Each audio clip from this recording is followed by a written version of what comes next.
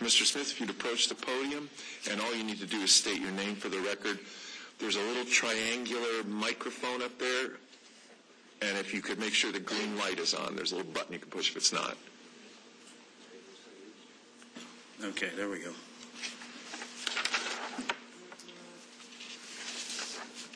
So for the overheads go on there, is that correct? Yes, sir. Okay. Mr. Mayor, councilors, ladies and gentlemen, my name is Rick Smith. I live in the Newark Addition. I'm here to speak for the removal of the stop sign on 126th and Almond. In the process, I will show that this is a politically motivated operation that dates to 2010. I believe it was the mayor's ace in the hole for 2011. He didn't need it then, so he put it back up his sleeve. Councilor Finkham has either been misled or is complicit in aiding in this story. I'll expose Mayor Brainard's politically motivated and duplicitous actions. These actions compromise the public safety of the citizens of Carmel and allowed hundreds of thousands over 4 years to wait in unnecessary lines and did not enforce laws currently on the books. I will be objective, logical, and direct. But to think that for political advantage, the mayor and any councilors would compromise the safety of 170-plus homes and the people that live in my neighborhood is an issue that disturbs me deeply. Okay, I said that I would show that this had been something that had been in the works for a few years. Somebody help me out with this. Which way is up? Keep going. You're almost there. Thank you. One more turn. Okay, one more turn. Thanks, Dad. Bingo. Okay, that's a letter that some of you have seen and some of you haven't. But that's an email from the mayor to Joe Griffith about 126th and Almond Drive. It states it's a huge political mistake to make bad policy for the supposed benefit of a half a dozen people who are mad about Grammercy and will never vote for us anyway, while we look stupid and ignorant to the thousands who drive on 126th Street. That letter was dated May 4th, 2010, Tuesday, exactly 1 year before the primary. So a study was done by engineering. I still don't have that right. There we go. For me, you need real special instructions. Okay. This is a study that was done by engineering. And it showed basically that 13,141 cars come down our 2 lanes of road. I didn't really know what 13,141 cars looked like, what that really meant. So I did some analysis. And I found out that 13,141 cars is a little more than you might have expected. For instance, if you look at this Tires Plus, I pulled this off of the internet. It's a listing for Tires Plus. And if you look at the bottom there, you can see that their average daily volume is 16,464 cars. We get 80% of that on our little 2-lane road. Now, the funny thing about our volume on that little 2-lane road is that almost all of it comes in spurts of 45 minutes each. So basically, 45 minutes twice a day, we get nailed with probably 70% of our volume. 35% in the morning, 35 at night, then a balance throughout the time. Range Line Road gets volume pretty steady. They definitely get more during rush hour like us, but it's steady volume. The next one that I'll show you is as close as you can get to Carmel and Maine as I could find, or Carmel and Range Line, I'm sorry. That's Kirby Retail Center. And you'll see from the Kirby Retail Center numbers, they get 18,000 cars per day, traffic count. We get 73% of the volume that they get on Carmel Drive down that little stretch of road. So the study came up with a lot of different conclusions. And some of them I totally agree with and some of them I don't understand. First of all, it's not performing well. I totally agree with that. I could tell you that. I could have told you that 5 years ago. Engineering manual, that was something that was brought up. But we keep looking at the engineering manual as if it's required. It's not. It's basically just what are the minimums. It doesn't say that it excludes it. It just says this would be nice. You can still put up a stop sign wherever you'd like if you have one in place, I do believe. I apologize if I have that incorrect. But okay, this was one where now it starts to get emotional. We were accused of being emotional because we wanted the stop signs, or we really want something to just take care of our kids. But we were told that the crash data was insignificant. I don't believe any crash data is insignificant. I believe crash data is significant for a very important reason. It tells you that where you're having accidents, and it tells you why you're having accidents. This says crash data from CPD indicates most of the accidents are minor from following too close, which suggests eliminating backups on the 126 will reduce crashes. I hate to say it, but I don't get that. Those don't add up for me. I mean, people following too close is the cause of the accidents, not the stop sign.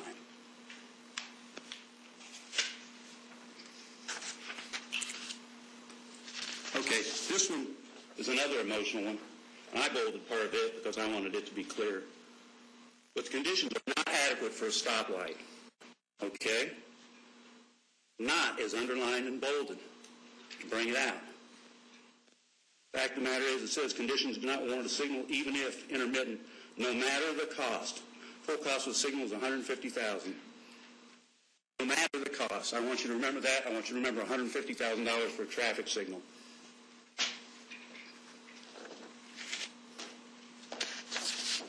Conditions are not adequate for a roundabout. I don't even need to put up there. We totally agree. We don't want a roundabout. And I told you I was going to draw conclusion here that some may think I'm reaching for, but I'm going to show it to you right now. I noticed it on the bottom when Sue gave the presentation, but I couldn't tell what it was on the TV. But when I printed this out, I found that intersection sight distances are satisfactory. That's good. HC, but look down here on the bottom. This was done in 2010 by DLC Engineering. Now I have to ask you, if we did a study in 2010 by DLC Engineering to find out if the sight lines were right for that intersection, were we not in 2010 looking at having a stop sign taken out of there? I say yes, we were. I think that the only reason that we didn't, well, I'll go into that later. Again, we stay emotional. Other options do exist for Almond. Okay, as you can see there, we have a total of 6 exits. We've got 3 to the north and 3 to the west. We're completely blocked off to the east, and we're completely blocked off to the south. Now, on our west side, you've added the Palladium. If I could see this a little closer. You've added the Palladium.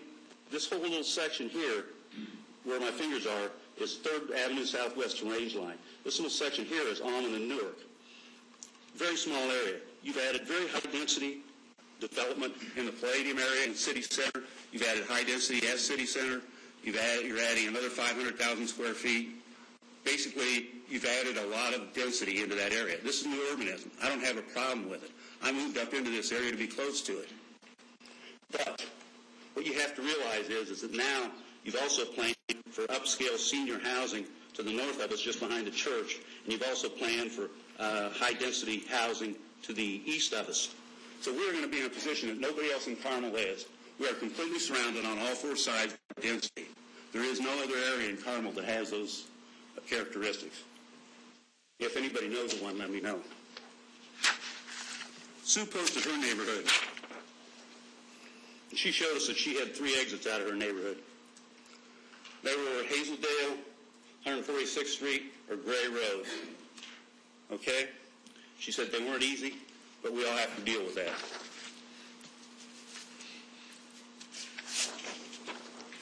No data of variety suggests that a 3-way stop should remain. Well, I don't believe a 3-way stop should remain either. I think we need to do something more. You know, this road is supposed to be the gateway to the Palladium, and right now it doesn't even serve the traffic needs that we've got. We're handling 80% of the volume that they are on Range Line Road, and we can't get a signal in that intersection. Sue had a couple of comments, actually 3, and they were all anonymous. I know Ron and the mayor don't like anonymous comments. Ironically, the Current in Carmel in June printed these 2 letters.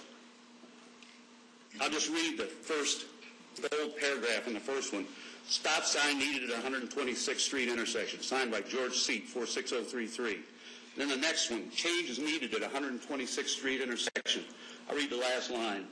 Surely a pressure-triggered stop to allow the few cars joining on 126 from Almond Drive is the correct way to handle this. Signed, Pat Lovett, 46033. Could be in your district. Okay, what brought all this to a head was that back in June, Bruce Kimball made a comment that Eric Seidensticker didn't care about his constituents' safety. And that kind of upset me because I felt like Eric's done a pretty good job representing us, and I do feel like he's concerned about our safety, like I feel that all of you are concerned about our safety. I don't think you'd be here if you weren't. And I mean that. But the fact of the matter is, Bruce Kimball said he wasn't concerned about that Eric wasn't concerned about our safety because he didn't have a stop sign.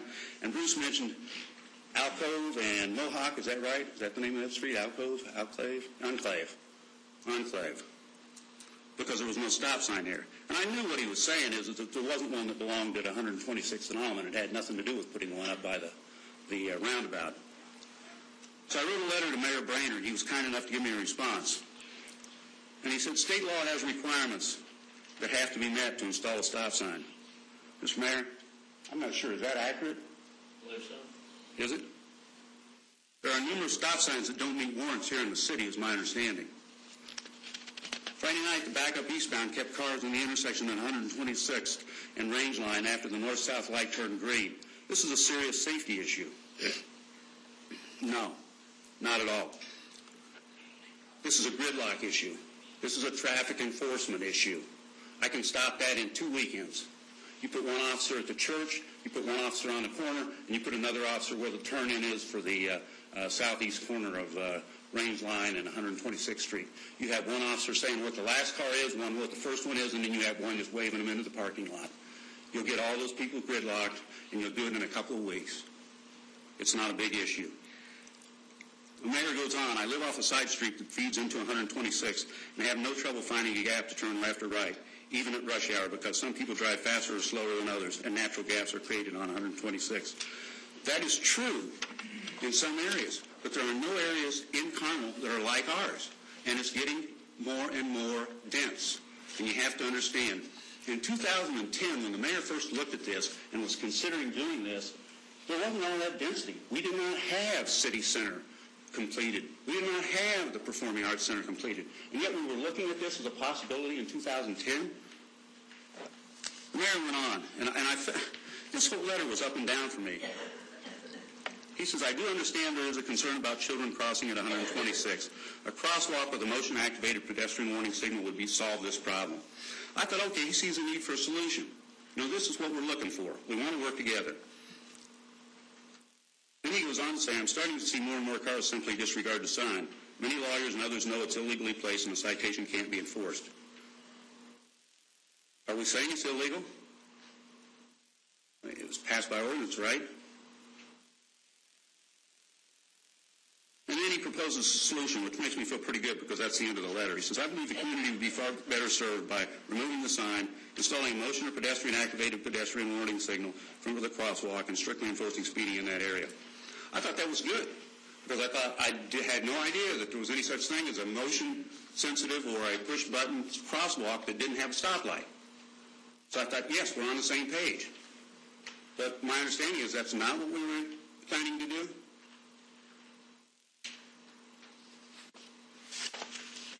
So anyhow, I was at the council meeting. I went to the committee meeting after the council meeting. I apologize, I was not able to make the last one. But when I got back from the council meeting, the committee meeting, I thought we'd had a good meeting. There were several of us out here that were in attendance, and I was glad to see everybody there. A lot of the councilors were there. In fact, I think just about every one of you were there. I appreciate that. But I got home, and I thought we had a good meeting. And the first thing I see is a tweet from Sue that says, #Carmel. Utilities Committee tabled Almond stop sign ordinance to further study issue. I support road improvements, but not stopping traffic. Well, this isn't a popularity contest. If it is, the stop sign goes and nothing replaces it. This is about safety. This is about public safety. I said, Sue, how can you not mention the number one thing we discussed in the meeting, safety? Many of us don't care. Remove the sign, but fix the issues. Sue replies, Rick, there's no data to suggest it's unsafe as it is now, but I'm open to looking at additional options. I said, Sue, I appreciate that. Data will never suggest safety. People will. We have evidence people are out of control now. Traffic gridlock. Gridlock is a result of people breaking the law. You did cite rear collisions as a problem. These are the result of driver error. Sue, stop signs don't cause collision. Distracted drivers do. We discussed cut-through traffic. We need breathing space before proceeding. Sue stated that cut-throughs will stop if the stop sign goes away. That's a great thing. I kind of agreed with that, but I responded, no one takes 126 because they have to. We have no other safe exits, and unlike you, we have no roundabout to exit from Almond Newark. Sue responds, what roundabout do I have? I said, can't you hit Hazeldale and Avian Way? It's not convenient, but we all live with that. Sue's response was, gotcha, yes, that would be an option. Remember that $150,000 I asked you to remember for the traffic signal? Let's do some simple math. 170 homes, 2 people a home, that's 340 people. We're going to knock that down a bunch. We're going to say 300. We'll knock over 10% off of it. That makes the math easy, and I'm not good with numbers. 150,000 divided by 300 equals $500 a person. Isn't that less than was spent to quiet Steve Libman and pay less olds for work that wasn't done or wasn't authorized to be done? Mayor Brainard, are you saying the citizens in our community aren't worth $25 a year for the 20 years you've been mayor? There's been no investment in our neighborhood except a sidewalk to nowhere on Napanee. And a few of you know what I'm talking about. It's a sidewalk that goes nowhere. It comes from a sidewalk and it ends at the end of the street. It's on one side of the street. That's been it. Now they want to put our lives and our children's in harm's way so they can serve another term. Remember Sue's observation? Conditions don't warrant a signal no matter the cost. They are not only tolerating gridlock, they have let the situation get worse for 4 years so they could use it as a campaign issue. Absolutely disgraceful. What if the fire department had needed to get through in that time? The focus of the committee, Utilities, Transportation, and Public Safety, is exactly the opposite of what it should be. Utilities and transportation should never be put before public safety. I believe I've demonstrated through the mayor's own documents and actions that this is a political issue, and we are and have not been enforcing the laws that are on the books. How many people have we endangered needlessly for political expediency? Public safety is the primary responsibility of our mayor and elected officials. There should be nothing more important than public safety, nothing. Put in an on-demand traffic signal active for 45 minutes, 2 times a day, Monday through Friday. Place a no right turn on red sign on Almond. In non-rush hour conditions, flash it yellow on 126 and red on Almond. Simple solution that takes into account the safety of all of Carmel citizens, most importantly those of our children. I thank you all for your time and attention. Thank you. The next speaker is Dwight Lyle.